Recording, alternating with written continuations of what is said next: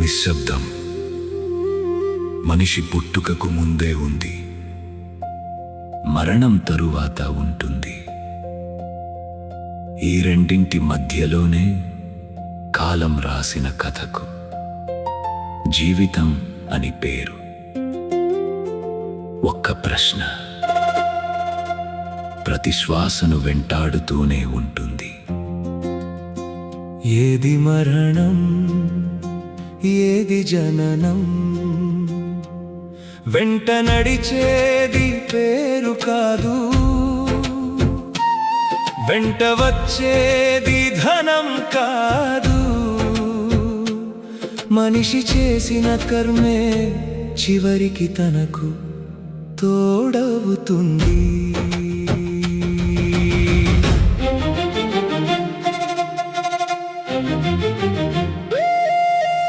ఏది మరణం, ఏది జననం? ఎటు సాగెను ఈ జీవ ప్రయాణం? తెలియని తీరం, కనిపించని దారి, కాలమే రాసిన మౌన గాథనం. ఏది సొంతం, ఏది శాశ్వతం?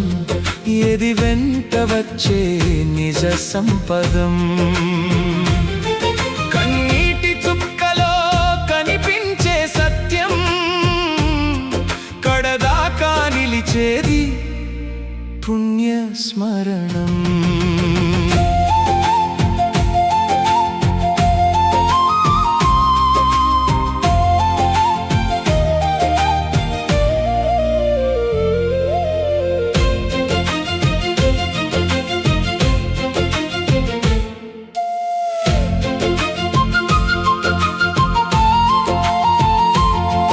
కనిపించినదంతా నాదేనని కాలంతో పందెం కాశావా? గుప్పెడు మట్టిలో కలిసే దేహం గుర్తించలేకే గర్వించావా? కట్టిన మేడలు కూడిన ఘనం కడపటి దారికి తోడు రాదుగా. మిగిలేది ప్రేమే, చేసిన ధర్మమే, మిగతాదంతా గాలివానేగా. ఏది మరణం, ఏది జననం? ఎటు సాగెను ఈ జీవ ప్రయాణం?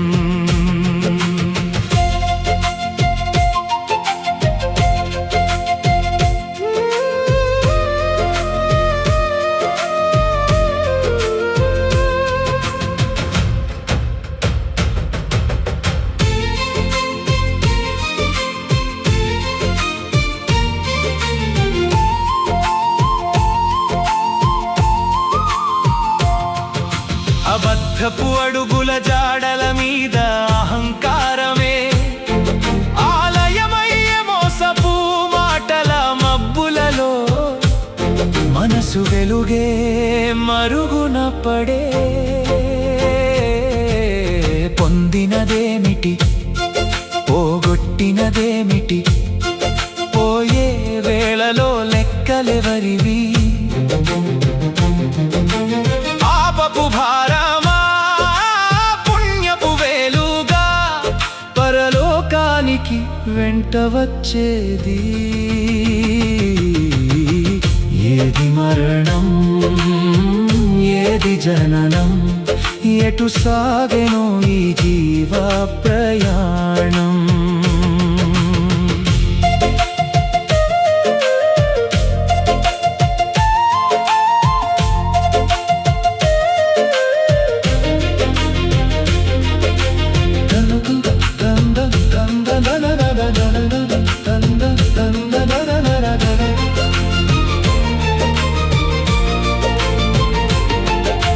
గతపు గాథలు గాలిలో కలిసె గెలుపు ఓటమి, కలగానే మిగిలే శ్వాస ఆగితే శరీరమంతా శూన్య నిశ్శబ్దమై నిలిచే. ఆత్మను తెలిసిన క్షణమే మోక్షం అదే జీవితానికి అసలైన అర్థం.